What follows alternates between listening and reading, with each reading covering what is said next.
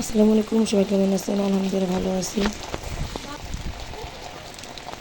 গতকাল এই ঝড়ের জন্য বাংলাদেশের প্রত্যেকটা সিমের নেটওয়ার্কই বিচ্ছিন্ন হয়ে গেছিলো, আর কারেন্ট তো ছিলই না। তার জন্য কালকে আপনার ভাই বাসা আসছিল, তারপর ভাই এসে ভিডিওটা তো করছে। দেখেন সবাই কত বৃষ্টি হচ্ছে। আলহামদুলিল্লাহ আমাদের দেখতে পারতেছেন সবাই, আরো আছে পানি ফল ভিডিও করতেছে।